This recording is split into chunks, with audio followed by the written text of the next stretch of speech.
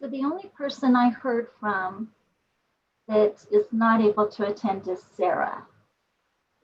And we do have a new member, Bryn, and she said she will be joining us tonight.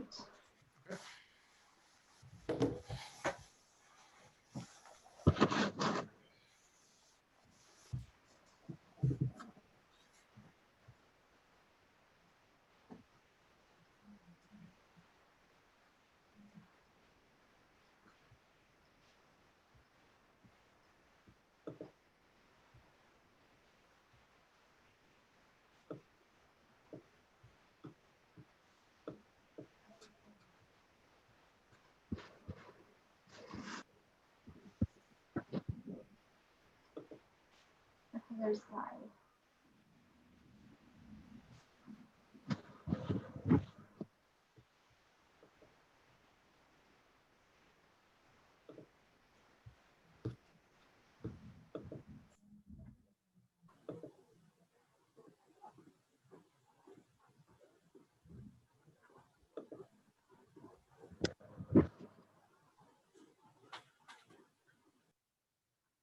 Hi, Scott. Hello, how are you? Good. Your camera looks good. Sure. Well, What? it was a pretty low bar to beat that last one. Yeah, true.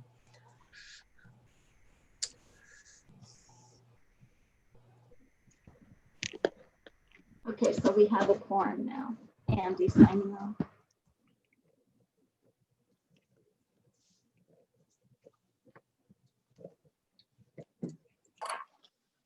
Hi, Bryn. Am I saying that correctly?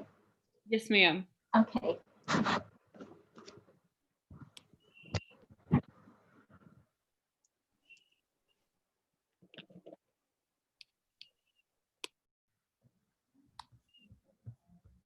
Hi, Jen.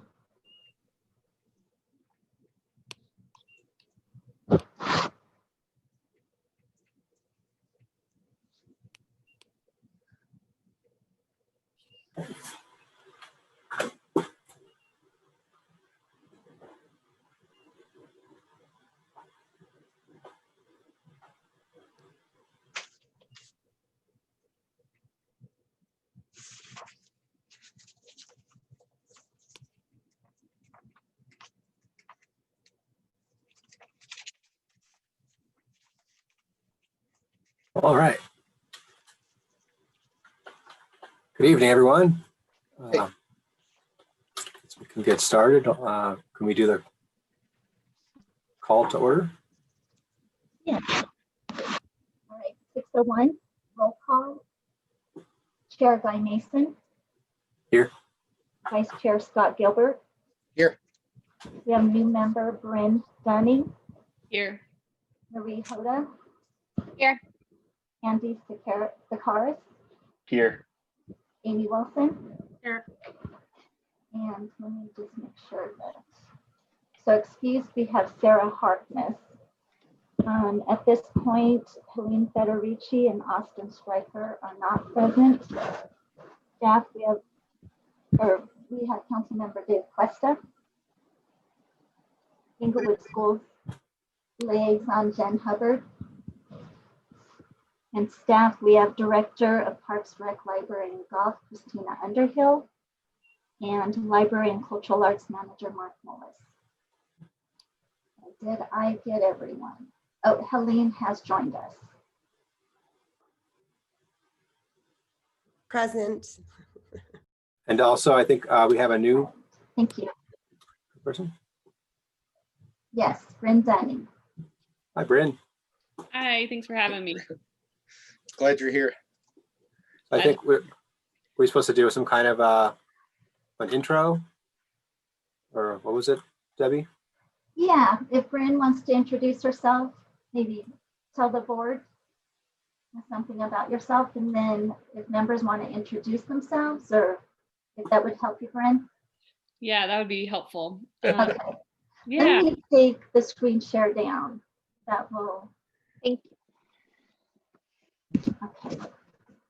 Perfect. Well, yeah, my name is Bryn. My husband and I have been living in Colorado since 2016, but we just moved to Inglewood about a year ago. We bought a house. And so, yep, just enjoying Inglewood and wanted to find a way to give back and get involved. And so this is my choice. So yeah, so my career, I'm an occupational therapist. I work with kids with special needs and use the library frequently all over the city, the Denver metro area, lots of different libraries. So that's partially my joy, and I'm an avid reader as well. So yeah. Nice. Great. I do want to go around. So I'm still trying to get this. I have a new computer I'm trying to get set up here. So I'm Guy Mason. I've been the chair for, I don't know why you guys keep electing me chair for a while. So, and I am also the records manager of Denver. I've been on the library board for, I don't know how long. I think I'm the longest serving member now. Maybe that's why. And yeah, I just really, I have a library degree and I really enjoy the library and hope to help out however I can. Scott? Hi, I'm Scott Gilbert. I'm second longest, I'm pretty sure. I think Guy is the only person here who was on the board when I joined. I do a lot of different things, editing and writing, which are really good ways to not make very much money, but it's pretty much my skill set. And yeah, I've always liked libraries. I was actually the world's nerdiest truant when I was a kid. I used to skip school and go to the next town and hang out in the library all day. And so always saw them as kind of a refuge, and want to keep it going as their mission changes. And so it's good to meet you, Bryn.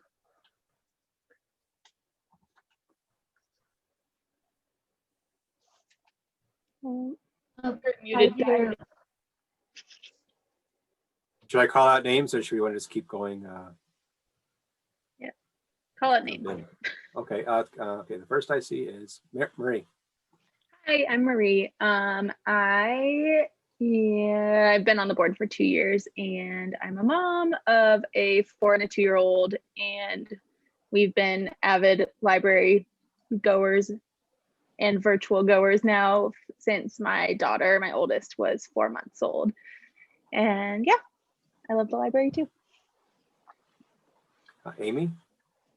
Hi, I'm Amy Wilson. I'm a Denver native and I've lived in Englewood about 20 years. And I also work for the city and county of Denver, but I work for child welfare. And I joined the library board because reading is my favorite thing to do. Helene. Oh, I've been on the board like more than 2 years. I don't know how long exactly. Yeah, longer than me. Hi there, my name is Helene. I'm actually pretty new to the board myself, and so far it's been a lot of fun. It's been really great meeting everybody. So welcome aboard. I joined the library board because I also have grown up in the library and I have an interest in technology and learning. So that's sort of one of my focuses while I'm here, but it's been exciting. And Andy. Andy Sakaris. I work for the City and County of Denver at the Clerk and Recorder's Office and live here with my partner in Englewood for a little over 2 years now.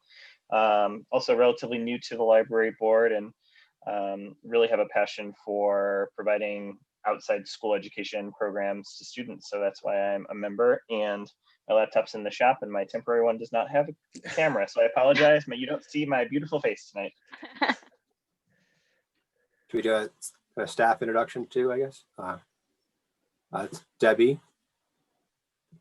Hi, Bryn. I'm Debbie Severa. I am the executive assistant to the Department of Parks, Rec, Library, and Golf, and the staff liaison to the board. Christina. Hi, Britton. I'm the director of Parks, Recreation, Library, and Golf. And like many of you, I grew up in the library. My mother was she's actually a retired librarian now. But I'm happy to be in Englewood. I just started last January, so I'm hitting my 1-year mark now. So thank you for serving. It's exciting to have you on the board. Mark. Hey, Bryn. I'm Mark. I'm the Library and Cultural Arts Manager for the City of Englewood, and I've been here since April. So it's been a very interesting first 8 months on the job, or however many 10 I've lost count at this point. But yeah, it's been an interesting start. And like many here, grew up in libraries and have a real passion for this sort of thing. Slowly over the years losing my ability to tolerate being around books, but I'm sure I'll get over that. No, I'm just kidding. Councilman Dave. Hi there, Bryn. My name is Dave Cuesta, and I'm with District 4, which is the southern western district for Englewood. I wasn't born in Englewood, but I was raised here, and so I've been in the Englewood Library at its current location and prior one for many years. I've been the liaison for I think close to a year now. And it's a great bunch. I really appreciate you joining to serve. And I think that, well, I hope you'll be happy here. And happy New Year to the group as well. Happy New Year, yeah. And Jen, last but not least, Jen. I'm Jen Hubbard. I am the liaison to Inglewood Schools. I'm on the Inglewood School Board. And so we kind of take turns doing different committees and things like that. But I've been on the library board. I think I'm going into my 4th year. On the library board. I've lived in Englewood about 19 years now, but I'm a Colorado native and I actually do tech support for another school district. So I do some tech stuff on the side. And, I was an English major, so I spent a lot of time in the library. So it's always a fun thing for me. All right. Thank you, everyone. Welcome. What's next? Minutes?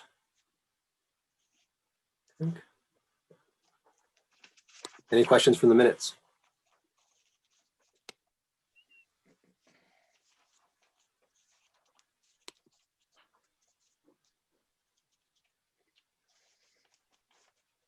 They look good to me. I move to approve. I'll second him.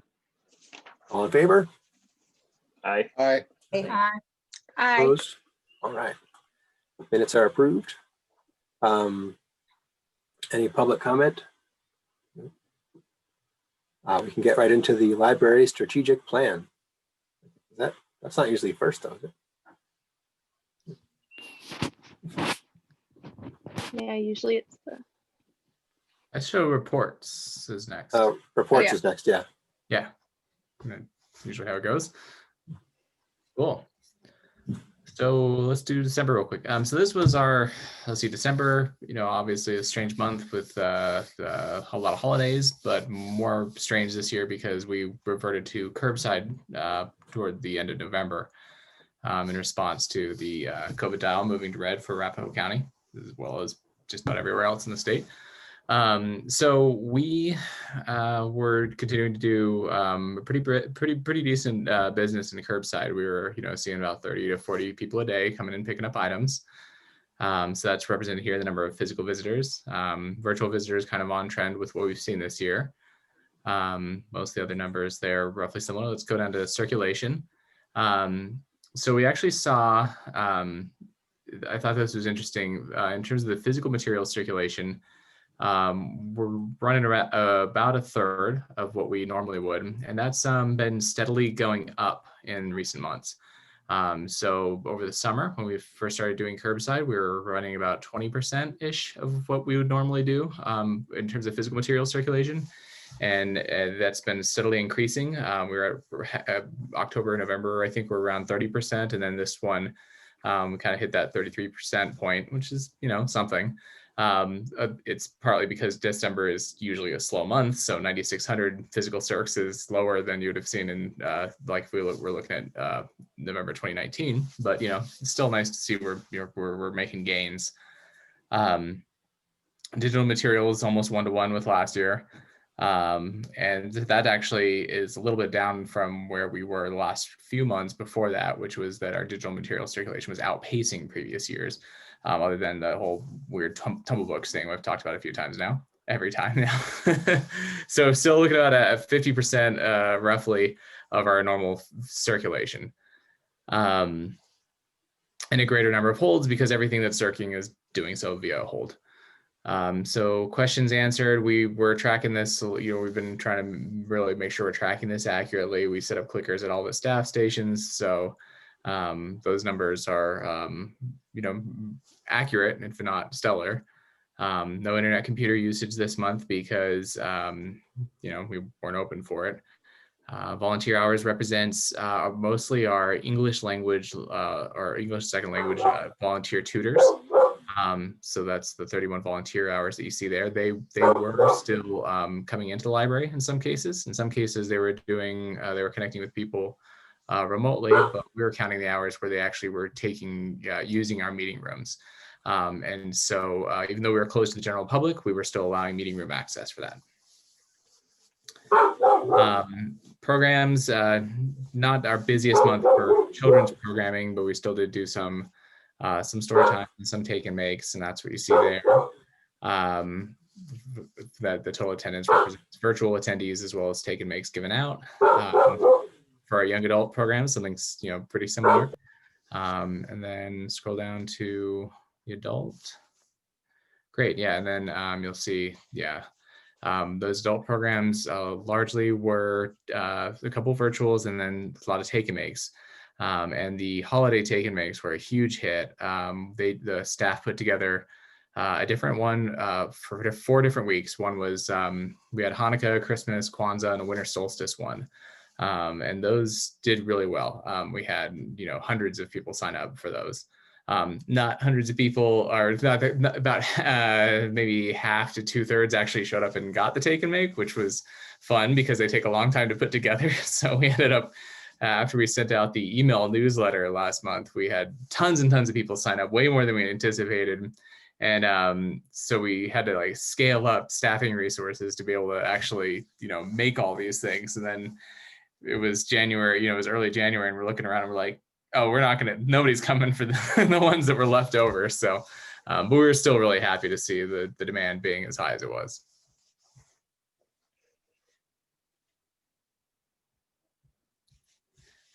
No real revenue to report. We might have had like $100. I think it was $100 donation we received at some point during the month, but yeah, I think we didn't deposit it until January. You can go ahead and go down, Debbie. Thank you. I think we can go on. Unless somebody has questions about this, we can go on an action plan. I just wanted to ask, are take and makes for crafts or for recipes or it's it's like craft projects. Mm-hmm. Yeah. Sometimes there's a video to a company that explains how it's done. Sometimes we put written instructions. But it's generally just a thing that you can do at home, and we basically provide the supplies and the instructions. Oh, nice. What ages are they aimed at? A variety, the ones that were reported as adult programs there were really all ages. For example, probably the one that's we did one for Hanukkah that was a dreidel. And we received an absolutely incredible comment from a patron who wrote to us to say that she had remembered playing the game as a child with her grandmother, but never knew what it was. And then as an adult, got this library take and make, and then was like, apparently it's a dreidel. and so it was just that it really meant so their whole family had done it together, and that it was something that really meant a lot to them. And so that to us was just an absolutely remarkable story. So sure. Yeah. Okay. All right. Thank you. Mm-hmm. Have you got any feedback about the take and makes, the kid ones, about age appropriateness or? I haven't heard anyone express I haven't heard anyone express any concern about age appropriateness, but if you have some feedback, I'm happy to hear it. Well, my wife gets really upset when I get them, actually, because they're basically do projects to do in front of the kids instead of having the kids do them. Interesting. Yeah. Okay. So your advice would be that the children's ones need to be a little more. I think there's a difference between one for a 10-year-old versus a 4-year-old, I think. Okay. I wonder what. Marie, you're confirming I this. mean, my 4-year-old can do most. There tends to be a lot of cutting. Okay. that I don't always prepare for myself. I'm taking notes. This is good. So I think that if there was a note on there that says cut first, parents need to cut, that would be helpful. But my 4-year-old can handle it pretty well. My 2-year-old needs help, but I expect that. I think that like a note ahead of time would be helpful though, because a lot of times we'll like watch the video and expect to be doing it alongside them, and it's not ready for that. So Okay. yeah, No, they're really fun. I Yeah, kind of get what it's- you're saying, Guy. Some are just hard, and also always surprised when that's like a can of soda or something in there, and I'm like trying to hide that before I bring it. Oh yeah, there's always I try not to give. I wasn't aware of the can of all the can of soda. I was aware that we've been burning through like hundreds and hundreds of ranch dressing containers. I know Kimberly was talking about the ranch, like we're using like a significant portion of the regional ranch dressing container supply. So Oh, I know kids love ranch dressing. Yeah. No, it's just a little plastic containers for them. That's how she describes them. So yeah. It's true. I know one had the cream soda in it for like the Harry Potter one. Okay. The can of cream soda. Oh yeah. Gotcha. There was a can of Coke, another one. So I don't know. Just try to cut down the candy. But they're really fun. They're great. Okay. But got feedback heard there though, so that's helpful. Yeah. Mark, I have a question about the website visits, just following up from last month. We were looking at numbers, if I remember correctly, and I could use help refreshing my memory. Yeah, please. Last month, we were looking at one of the metrics is sort of conflated. It's both website visits and catalog, like digital catalog visits conflated, I think. And we had wondered if we could parse them out. And now I have a follow-up question about that. Because there are no in-house visitors, is it the case that all of those online visits are website visits? So to answer that last question, yeah, anybody who is visiting the website or the catalog is doing so, off-site. I mean, I guess there's a little bit of traffic from the staff who are working on site, and I think some of our staff machines might default to the catalog page, but the vast majority there would be remote traffic. So what I have, let me just pull this real quick. I want to answer your question. For December,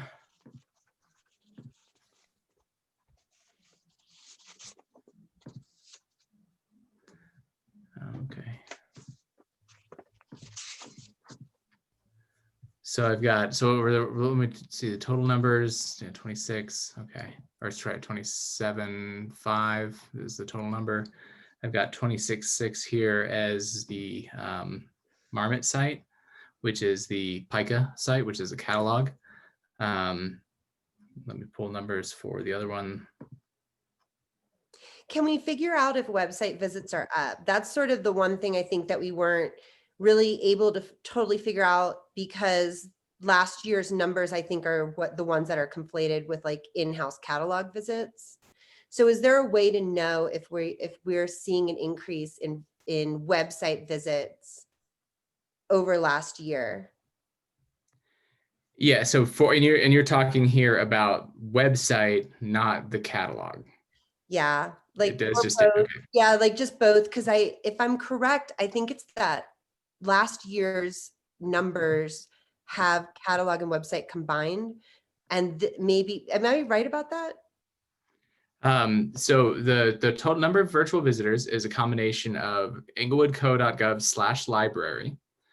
So the library subsite on the Englewood City webpage, as well as englewood.marmot.org, which is the catalog page. As I've mentioned a few times, the catalog site is usually what we have in the past, at least, printed on the library card and listed on materials that we distribute, like flyers and that sort of thing. And I would prefer to not take that strategy.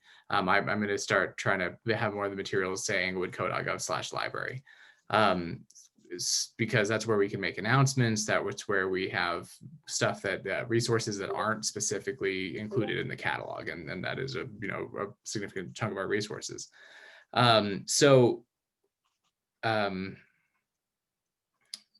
Last year in December, page views for the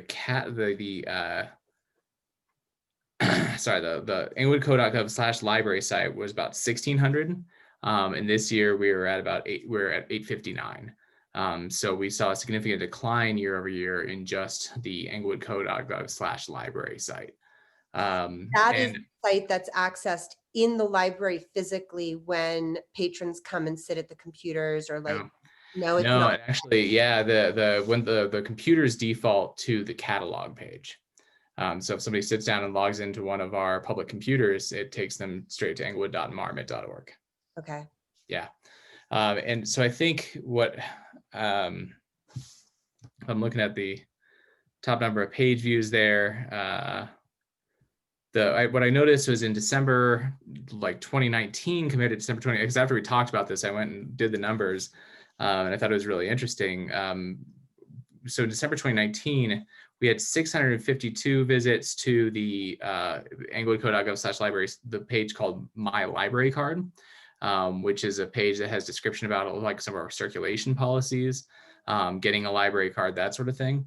I only saw 176 visitors to that page in 2020. So that was the biggest reduction. You know, we lost several hundred visitors to that page specifically.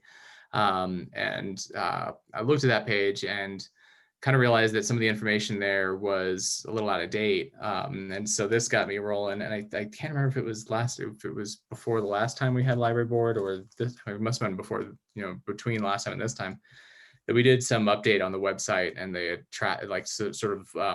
hit a bunch of the pages on the website to update the information, bring them more current, and kind of changed the menu bar, like just the general navigation of the site. So Helena, I'd be really curious if you take a look at it to see if it feels navigable, if it feels correct.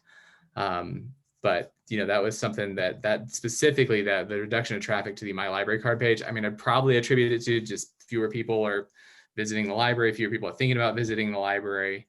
Perhaps they know that we're not open for browsing, and so why bother getting a library card now? But we did want to update that page to try to make sure that it had better and more current information.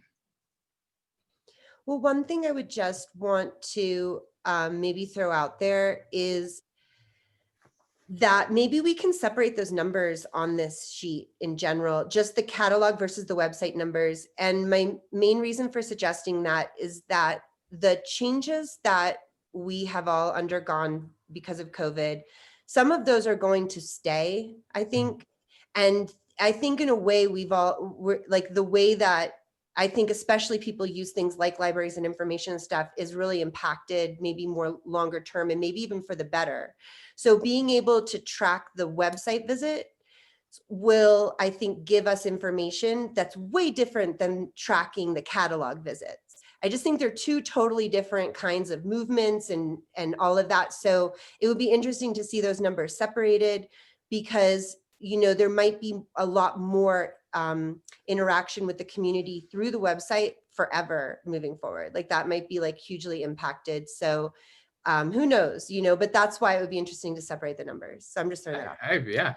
Debbie, I got a question, kind of a more procedural thing on this sheet here where we track these statistics. It looks like it's been pretty consistent for the last couple of years, but if we want to make a change like that, where on this statistical report, is that something we can do starting this, you know, given that we're going to start next month with the 2021 numbers? Yeah, I mean, I'll work with you on the spreadsheet. Yeah, I mean, I add those in, but yeah, we can figure that out. Yeah, definitely.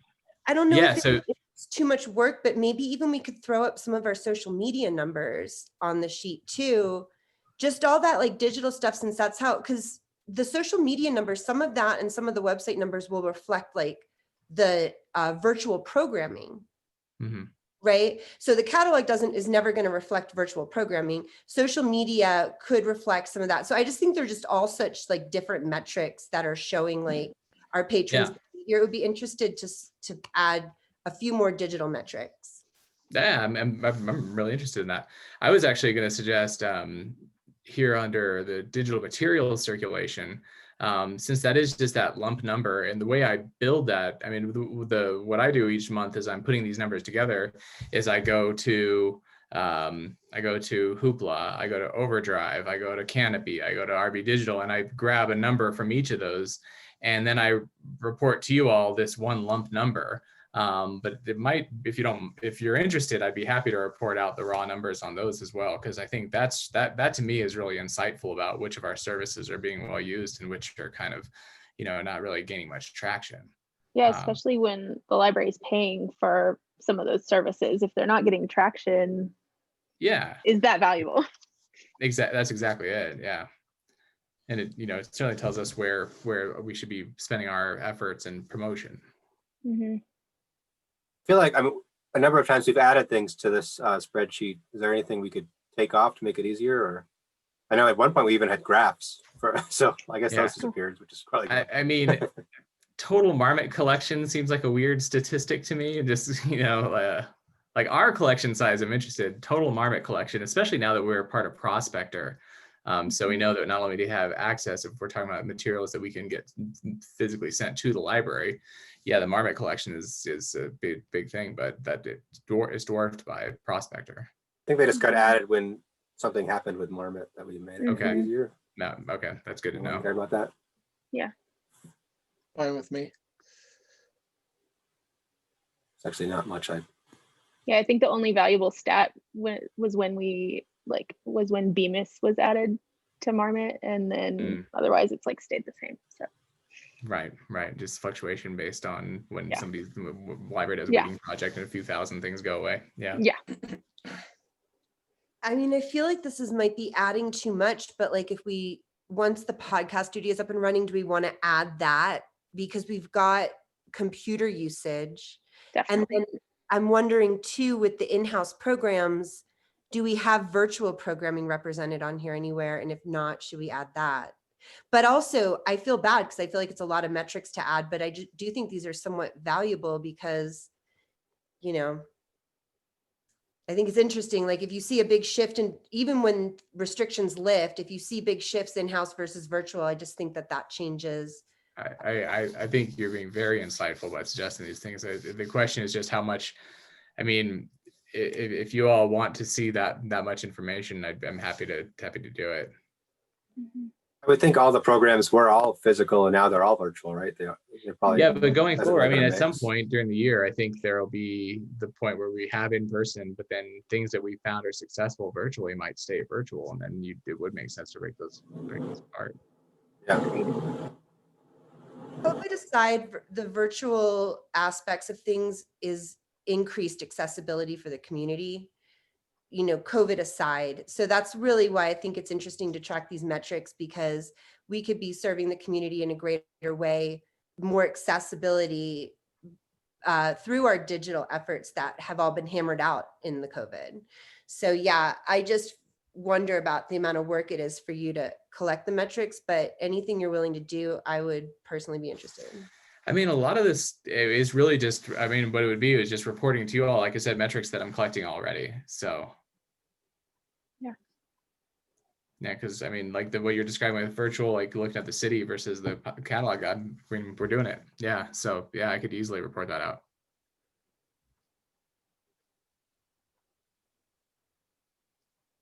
I would appreciate it, certainly. Cool. Yeah.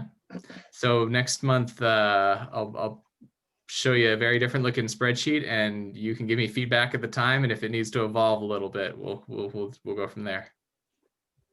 Perfect. Thank you. Great.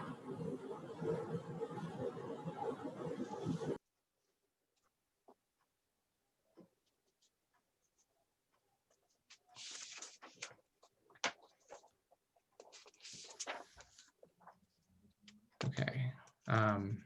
This is about promotion to the library. So like I think I described what happened with the holiday taking makes. Winter reading program was another one we promoted on social media and in the newsletter, and to people in some cases who are doing curbside pickup. That had over 100 people registered. So that one did really well. That was an adult program. The library newsletter continues to be, like I said, the one that really has been driving engagement. With Facebook, for example, those take and makes, we did Facebook posts on them, and signups were in the dozens, a couple, like maybe 20 something people. And then we did the library, the email newsletter, it sent out. And the funny thing is this month we had to send it twice because there was a Gmail outage. I don't know if you remember the day in the middle of the month last month where there was a Gmail outage. And so we sent the first round of the library ledger, and then we ended up sending it a second time to try to get those Gmail users. And after that second run, staff checked the spreadsheet the next morning and found that we had like 70 something people signed up for the winter solstice take and make, and it had been like 10 the day before. So we're like, okay, that apparently the second try was the charm there. So yeah, that for whatever reason, that library newsletter has really been a big success for us. And then it was I'm old school, so I call it One Book for Colorado, and that's not what it's called anymore. It's what is it? Is it just One Book Colorado now, right? Yeah, Right. I think so. I think the 4 is not in there. I was trying to remember too. I think it's just because it used to be just for 4-year-olds. Yeah, so That's right. Okay. Yeah. So anyway, We love those. Kimberly and her team delivered those to the local preschools, just as a kind of as a way, to distribute the materials, but also just to keep in touch, just to maintain continuity there. You can go down, Debbie. It was a good book this year too. The little red, what is it? Ruby's. Where the girl builds the fort, right? Fort, yeah, it's based on the little red hen. It's a cute one. Yeah, very cute one. So we did I think I mentioned this last month, where we did a holiday party for our teens, some of our most consistent ones who, our teen staff, our teen team know really well. And they did customized gifts for these kids, where they basically got little trinkets and things that they knew would be aligned with their interests, and each one was customized for that kid. And so that was apparently that really meant a lot to that audience, and I think that's really a wonderful thing, because you've heard me say before, teen services is all about building a close connection with the core group, and then building from there. And I'm so proud of our team for maintaining that connection in these circumstances. I just thought it was funny that Corinne is, I saw her with this stack of D&D books, because she is determined to be the next DM for that group. So I was like, all right.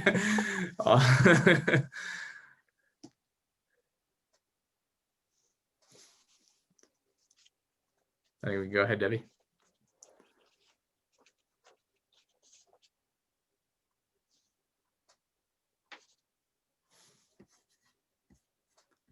Debbie, can we scroll?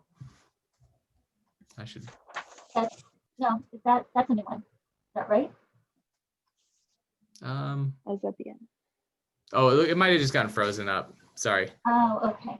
Yeah, I see it now. Okay, sorry. You're probably like, I am. I know, Okay. Kids Next Read, the personalized recommendation service where we go ahead and check out the items, has been really successful. They did 33 more requests in December. They're checking out a lot of materials with that. So Kimberly and her team are very, very proud of that one. It's been successful enough and well received enough by the users that we revisited the way we do Your Next Read, which is the same thing but for the adults. So that's been turned into a Google form as well, and we're adding the same thing that I think was kind of one of those like so obvious in retrospect innovations, which is something we hadn't done previously, which was that instead of saying, hey, here's a list of recommendations, now you go place the holds if you want any of these, we just say, check this box if you want us to just go ahead and check these out for you. And so that's been well received.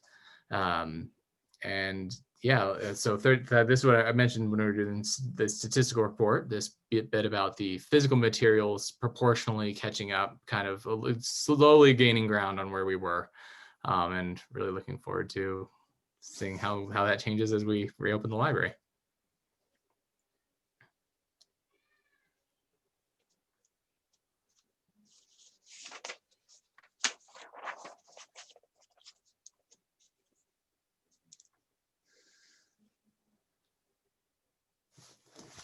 Okay, then local history. Okay, so we're inventorying the historic archive, which is the things that are owned by the library, not the ones that on site in the back area of the library. We have a bunch of stuff from the Englewood Historic Preservation Society. We're not cataloging those. We're not inventorying any of that. We're just working through the stuff that's actually owned by the library. We got a couple of new staff members with some archival experience. And so they've kind of taken lead on that project, and they were able to get underway in December. The reclassification is related to our local history materials, which is like sort of items in our general nonfiction collection that have a local history component. We, a couple years ago, separated those out physically, but they were never recategorized. They were never set up so that they were searchable by that category in the catalog, and that there is a sticker that will be dedicated so that when it's very, they always end up back in the same spot. Right now, we have to kind of notice as staff members that they're a local history item and remember to put it in the right spot. It's, we're not always perfect about that. So that's underway. When we talk about 2021, I got a couple other things, well, we're trying to be thoughtful about the importance of the historic materials that we have and to the library overall. And then the online photo collection, it's all up in Pica. But what's not done still is just metadata tagging. So that's got a ways to go. It's item by item. Somebody's got to go in there and figure out how to tag it. But the materials are all there. Can I ask one follow-up question about that? I know there's the books that have been digitized or are being digitized. Where are they at in terms of this? And just so you know, there are some historic preservation commissioners who are interested in seeing the digitized books. I guess they know about the books, but they didn't get a chance to see them in physical form. I don't know anything about books that are being digitized. It's like those big Inglewood history, like books. Oh, okay. What are they? I get asked. That's why I'm asking you. I've got to report back. That one, can you email me that question and I'll talk to the person who knows more about that than I do. I don't have a good answer right now. Okay. I'm sorry about that, Helene. Yeah, no problem. Scott knows about that book, right? Everybody take a bathroom break and come back and we'll talk about the history book for a few hours. All right. I'm gonna pick your brain at some point then. It's not my area of expertise. A lot of history on that one, Scott, no pun intended. Well, I kept at it like Sisyphus for a long time to keep the pressure up to get the digitized because the media was falling apart. Those books were never meant to last. And there was a lot of question about copyright of a long failed company owned by a long failed company owned by a long failed company. It was an ordeal. So I was really glad. Wow. Do you remember? So was that over the last couple of years this was? Yeah, it was maybe a couple months before John left that we wrapped that up, but it was what I kept as Guy could tell you, it's what I kept harping on from like 2016 on, because I mean, it's a really fabulous resource. It was collected when a lot of people who are not alive now were still alive in the 90s. And so I was really glad we were able to salvage that. And it is digitized. It's downloadable. It's searchable. It's a really fabulous. This is the Englewood history, or sorry, like 1903 to 1993. It's people in history book. It's that big. It was like a okay. And so, Helene, your question is if the actual physical book is still available. No, actually the digital version, I didn't know that it was available. I thought that, I think I conflated it with some of these other archiving projects. I didn't realize it was completed. So I can just forward it then to those commissioners because they've asked about it. It's an infamous book. People talk about it. Oh yeah, people love it. I mean, if you can find it online, people want like $350 for it. Yeah, because it's never going to be printed again. It was a one-off, funded by local, grants and contributions and stuff. It's a nice thing. Yeah. So Helene, that's on the library's website. If you look at the left-hand side, Historic Archive, and then you'll find it there. Okay, thank you. I'm going to share that with the others. Thank you. Cool.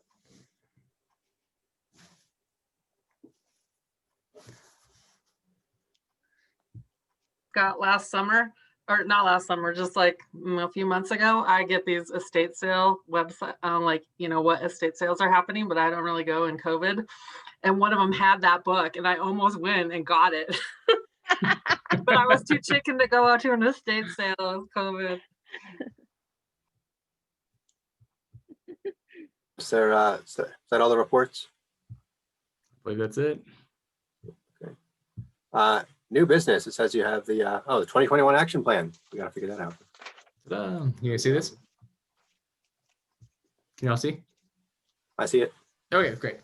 All right, so keeping it pretty simple so far. Figured you all help me if you had any thoughts, but we want to just focus on the things that are most important.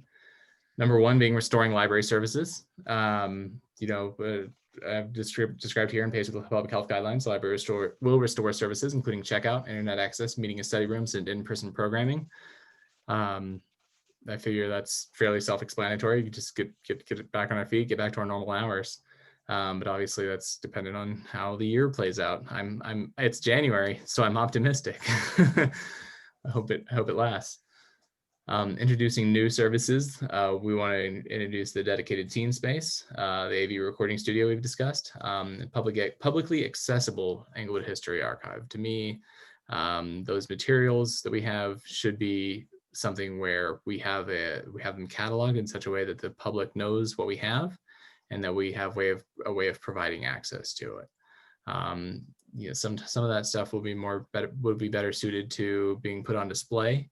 You know, just old objects, but some of it is, you know, photos and text and things that somebody who's doing some research might want to be able to dig through. And it's not doing anyone any good just in boxes in a back room, relatively inaccessible. So improving service to our homebound patrons is something that's really important to us. Previously, homebound delivery services relied on a very informal system and volunteers to do all the delivering, and it was kind of just, if we had a delivery to make, we would try to find a volunteer who could do it, and it was rather ad hoc in every instance. So we have staff who've been coming up with a much more formal process. We just got some like bright green bags to make it very obvious if it's Englewood library materials. The thought being to just try to make that as like no contact as possible. Certainly for the next few months, or or however long into the year it is, that remains a top priority. And then we also want to expand on not just doing library materials delivery, but doing crafts, take and makes, things that are like some sort of cognitive engagement activities, that sort of thing. So that's a real priority for a subset of the team, and everything I'm hearing and talking to them about what their goals are and what their ideas are seems really, really promising. Improving services to homeschooling families. We've talked about that a lot, and I know that after that conversation started, we really found that one of our children's associates, Suzanne, felt very passionate about it and was really enthusiastic about supporting it. She and Kimberly attended some trainings on it. We did put together the materials resource that's listed on the website now, but they want to go further. So outreach to community groups, continuing to create materials lists and online resources, and then offering dedicated programming around that. We don't know what the long-term trends will be with, everyone having tried out remote learning, and probably a lot of people have, we know a lot of families have tried homeschooling for the first time under present circumstances. And, we will really want to, if that continues to be something that people in the community are interested in exploring, that we continue to, that we find ways to support it better. Improving our online services. Obviously we're going to be launching a new website. We've talked about it a lot. I believe this week we're taking, the City of Englewood will receive the staging site for the new website. And of course, once the new site is live with the library, basically will copy over its current content. We're in the queue for getting a microsite developed, which we talked about before. Expanding and promoting our digital collections, just trying to make sure we are maximizing usage of all those different downloadables and streaming resources that we have. And then better facilitating online registration for spaces, programs, etc. You know, we want, for example, it's possible to set it up so that the system we use to reserve study and meeting rooms would be visible, would be sort of open to the public. Early on in Curbside, when we were asking people to make appointments, we were actually using the same software that you would use to book study rooms or meeting rooms in the library, but it's just something we'd never had opened that up to the public. That was by choice, but you know, I think we it's a much more self-service economy right now, and I think we can explore messing with some of that stuff, and then making sure that program registration is user-friendly to do online registration, summer reading registration, that sort of thing. And then finally, promoting the library. Once we are back open, in particular, we want to be promoting our services. I write here a locally focused promotional campaign, and that's kind of reflecting that you know, I don't want to think about these things in terms of like, oh, well, we create an Instagram account, so we did it, we promoted the library. Like that I don't think that's what connects with people. It's about outreach to local groups, appearances at community events. There's some web promotions, print promotions, mailers, you know, just finding ways to actually connect with the community that we serve, and really target local. So that is the action plan that we came up with in talking with the library staff, the library leadership team, talking to Christina. It's kind of been simplified down here to these key 6 items, and I want to just get some feedback from you all about it. Oh, sorry, go ahead. No, go ahead. That's fine. I was just going to say that I really like the addition of the homebound patrons and the homeschooling families. I think that's a cool part of our community that doesn't get a lot of attention or services. So that's neat that you guys are doing that. Thanks. Yeah, and you know, like if you look at last year's action plan, teens were a priority, and I think that teens were in there in 2018 and 2019, and it's not to say that we don't consider that still a priority to grow that, but you know, 2 years of focus feels right, and you know, we feel like it's got momentum now, and can, you know, it doesn't need to be in the action plan, but these are ones that we feel need to get that push to really get going. When the website rolls out, will there be a stage at which like people can test it and check its functionality, and there could still be fine tuning of how it operates, or will it come out like a, you know, like a souffle, it's done? Well, I think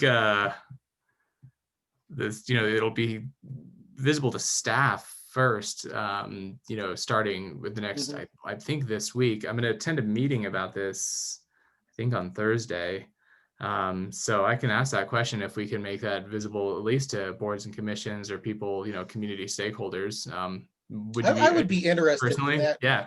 Okay. Yeah, I mean, because and I, you know, this is so true of municipal websites in general. Englewood has like a long history of websites that are really hard to search, you know, and I don't want to do that again. I don't want to have like the 3rd or 4th round of a website that is not intuitive, you know. So, sure. Yeah. All right.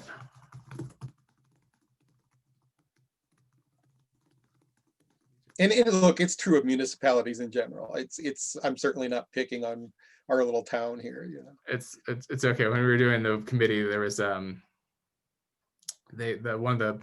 on there was a go find your favorite municipal website and share it with the group, and it was so I know what you mean. Yeah, you know, actually my buddy Todd up in Thornton runs a pretty good municipal website. I find it pretty handy. Yeah, yeah, cool. There are good examples out there then. Okay, yeah. Yeah. All right, I'll pass that along to the people who actually have control over that sort of thing. All right, thank you. I appreciate it. I think this plan looks awesome, but I have a question about the AV recording studio. Just naming it, I wonder if we should think about what we call it, because I think what we call it changes how people will respond to it. Mm-hmm. So maybe like webcast studio might be more inspiring in the mind, you know, like it might conjure more to the patron, like, oh, I could do this or that. Whereas AV recording studio might be more intimidating of it. I put that in capitals, but it probably should have been in lowercase because that was really like the placeholder, like a description rather than like a brand, like a deliberate branding. But I appreciate that. And you said webcast there. I mean, do you have a more specific, like, is that the term you would recommend? Do you have thoughts? I'm open, but because it's visual, I think podcast can connotate more audio, and then webcast opens up the visual part of it. So I think you get the AV in webcast.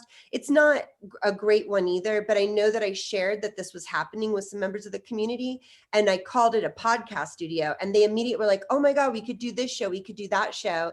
And they got like very inspired by that idea. Whereas if I had said to them, hey, they're going to put in an AV recording studio, I don't think they would have immediately had that like burst of idea, whatever, inspiration, or I just think, So I don't know, but I don't think AV recording studio is it. But it's I agree. It sounds a little too professional. Like, and that's probably misrepresenting what we'll have also. Like, I don't think it's going to be a So, I mean, that's at least not with, initially. I got a budget to work with here. So, okay, I appreciate that. I like webcast as, like podcasting, I had the same reaction where it's too focused on just one, it's just audio, it's just narrative, it's just, talking. And then, like streaming studio kind of has something to it, I think would connect the younger audience, but I don't think that's fully represented. I think the word creator would be beneficial. Like, oh, that's good. Some sort of like, I think that just, opens it up too. Like maybe webcast creation studio? Yeah, something like that. Or creators, and make it more like person focused too. I don't know. Okay. I'm writing just some thoughts down, and I'll definitely talk to the staff who've kind of shown interest in this, and then the team that we're kind of building up around it. And we'll maybe this is a future action item, is the christening of the recording studio. Yeah, I'm just glad to see promoting the library, because we've been like rumbling about like, oh, we need to get the word out for 2 years that I've been on this board, and I feel like, I mean, obviously COVID halted some things, but I definitely feel more like a treadmill. Yeah. I feel like I don't know any of my neighbors who actually use the library, and I don't know a lot of my neighbors, but still. Yeah.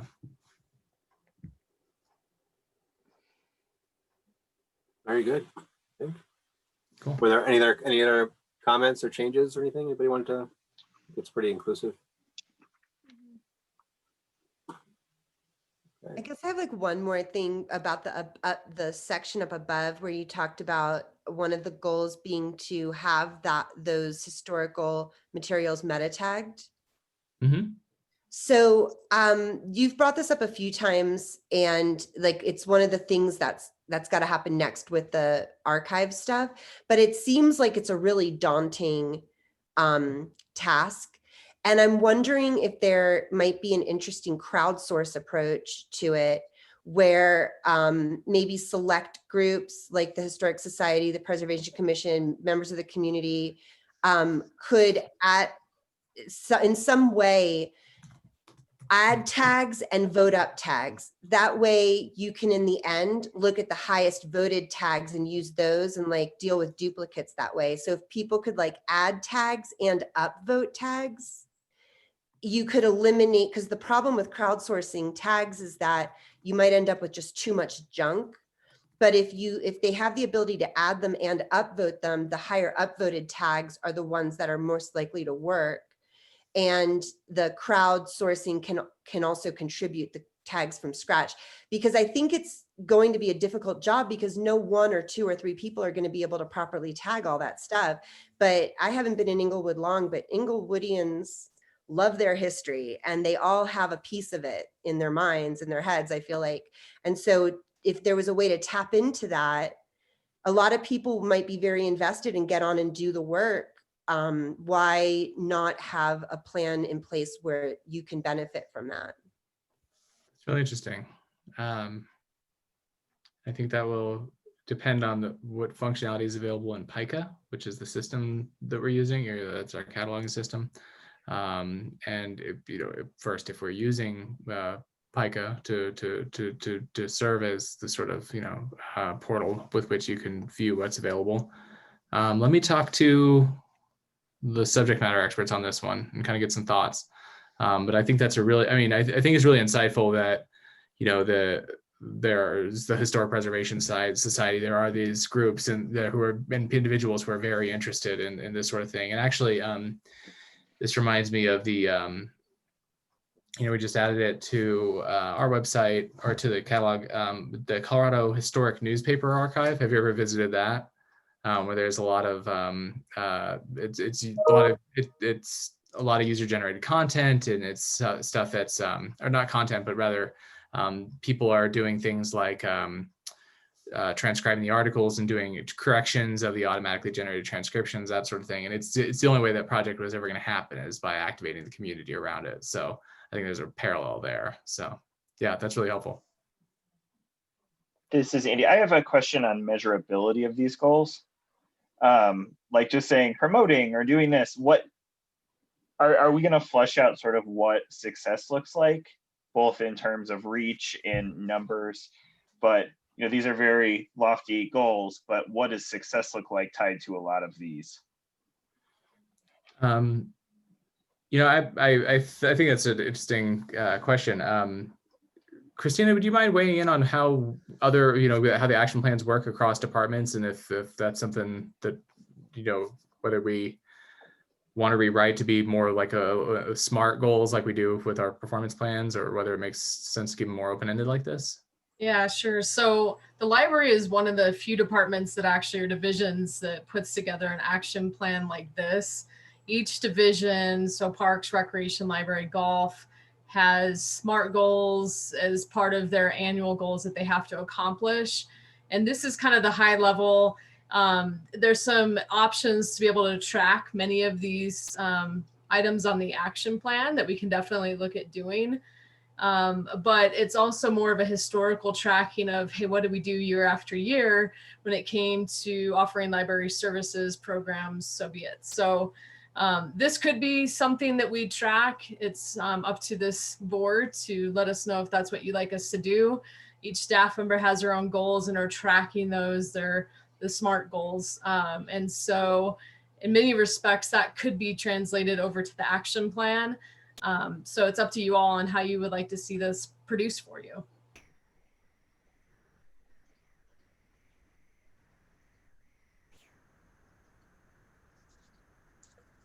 Yeah, I don't know if anyone else has any comment on it. I would just think of some of this just so we're not, I just think some of this stuff that way you also know the goals that you have to chase to hit is, I'm a big believer in SMART goals for especially things that are measurable. I mean, certain things are not measurable, but like engage the community. What does that look like? Is it number of news articles or Facebook reach or email growth? I just think some of that stuff will help guide your staff and their time, but that's just sort of my opinion. So I don't know what the other folks think. I really appreciate that comment as well. I wonder if I've also used like goal attainment scales, like if that type of goal might be more appropriate as opposed to like really specific like SMART type goals in this action plan, but just more of like, an attainment scale of like, this isn't necessarily failure, but this is what feels like, the low end of achievement, and this is like the high end of achievement.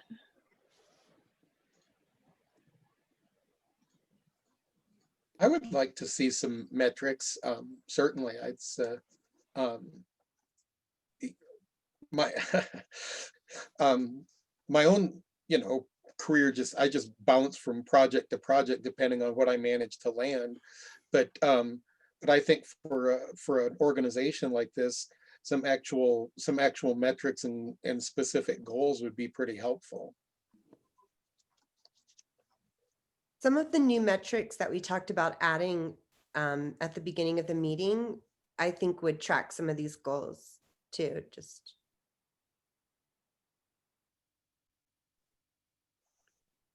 Like the online, some of the maybe social media metrics and the like website visit metrics would indicate engagement.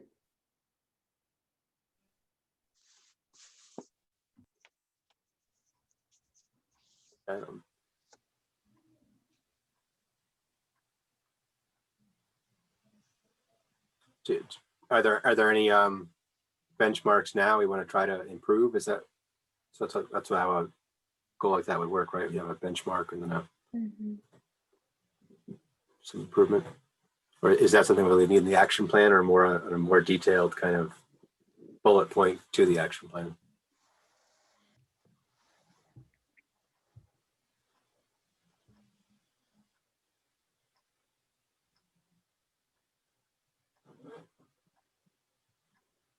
Again, it's up to all of you of what you would like to see. I mean, you've seen the previous action plans and what we're tracking and what we're doing on a monthly basis. And then the option too is to, on the ones that we're able to add metrics to or give more information, you know, are we meeting those goals numerically, or however we want to track it. So that's how you guys want to see it each month. What do you want to learn? What do you want to know? I don't want to overtax library staff, but they are tracking a lot as it is that can be integrated into this action plan, I think, fairly seamlessly, to where they're not doing too much extra work. But it kind of will depend too on your thoughts of what metrics fit in each of these. It could be something we bring back to the meeting.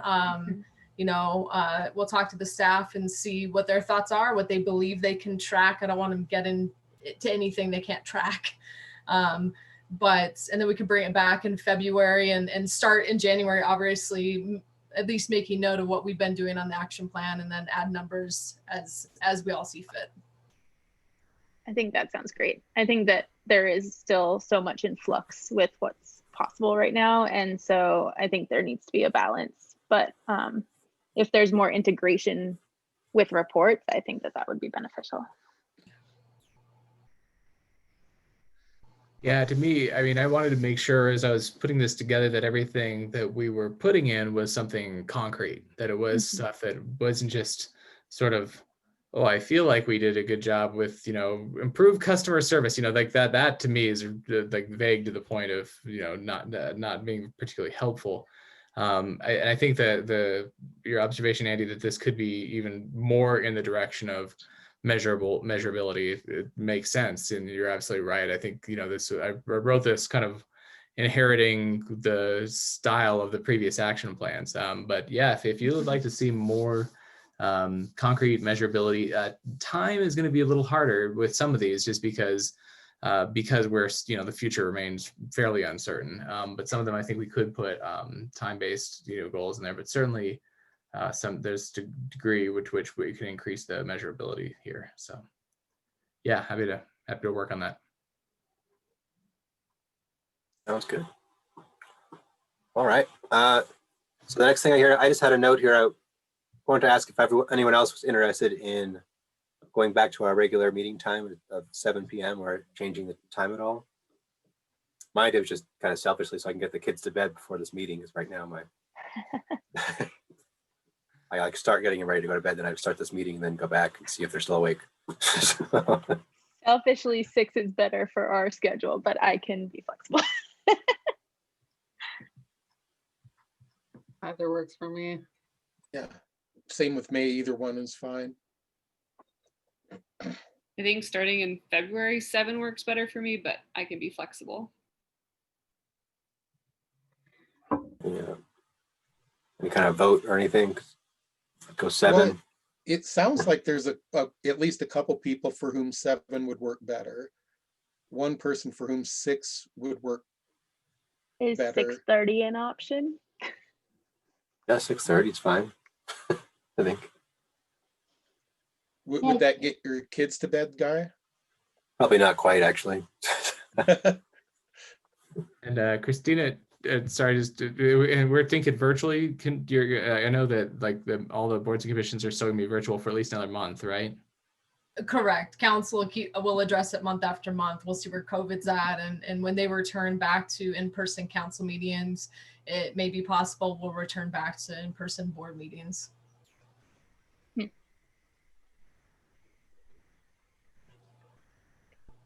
So I try 7 o'clock next month and see if it's still okay with it, or how does the staff feel?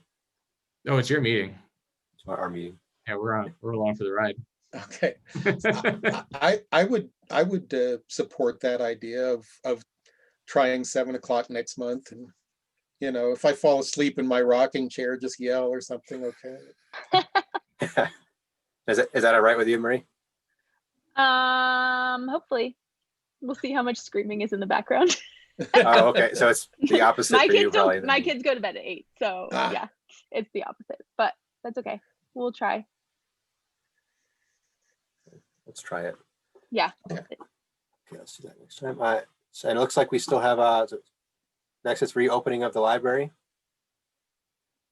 Yeah. Do you talk about that? No, I didn't. I've been deliberately not talking about it so I could talk about it now. Okay. As opposed to most meetings where I give everything away up front. No, so we're reopening for in-person browsing and checkout with limited capacity starting on the 25th. That unless something drastically changes between now and then, Monday the 25th will be noon to 5. So still doing the same hours that we're doing curbside. We're actually going to do to start, we're capping capacity at 15 people at a time, and then we think we'll be able to expand pretty quickly from there. We just want to make sure that we have all of our processes correct since it's been a while. So before we were only open for computer access, now we'll be open for browsing, checkout, retrieving holds inside the library. We're not going to do study rooms or meeting rooms out of the gate. We don't know if we have the ability to. The air circulation problem in those is a bit of a concern.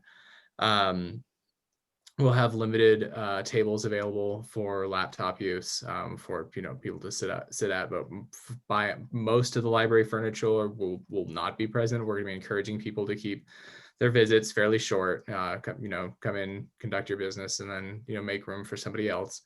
And to manage length of stay, and also to make sure we're able to regularly clean high touch surface areas, we're going to start by doing same thing we were doing at the end of November, which is 2 windows of time where people are in there. So 12 to 2 and then 3 to 5. And then from the 2 to 3 hour, we'll be closed again.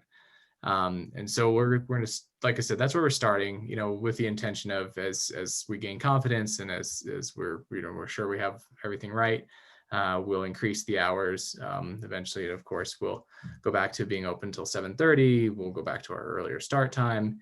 And then, it's sort of in that we'll not have those closures, so this is where we're starting as a first step on the 25th. Any questions about that? Not to sound dumb, but the 25th of this month of January. Yeah. Okay. Yeah. So a little less than about a week and a half now, I guess. Wow. Yeah. Is that tenuous based on based on the numbers coming from the county and the state, or? Yeah, I mean, if numbers skyrocket, but I think it would have to be. Christina, you can weigh in on this, but I think we both feel like where things are is where we're comfortable, and if it would take a pretty drastic change. And Mark's been watching the libraries in the area, other libraries too, and they're along the same path as well. So as long as numbers don't spike, I think this is our goal. We're excited to get the doors back open. It's been too long. Yeah. Looking forward to interacting with people again.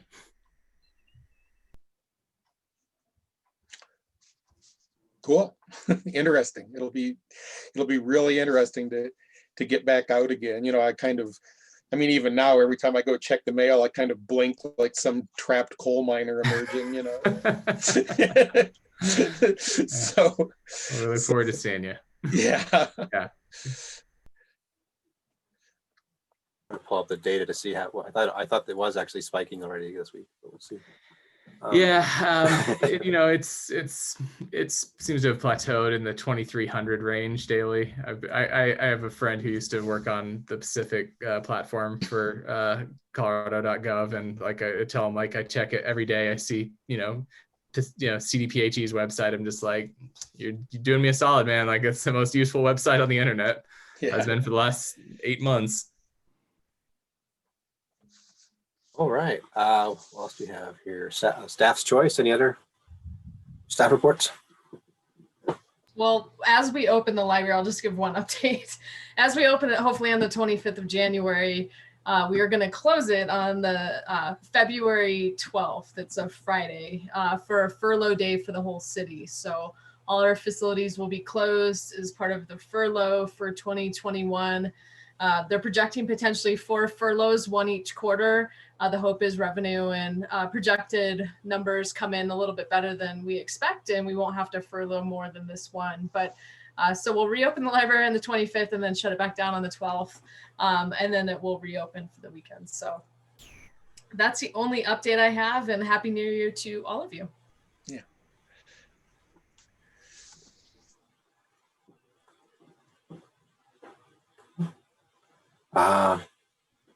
Anything else for any school board or city council? Or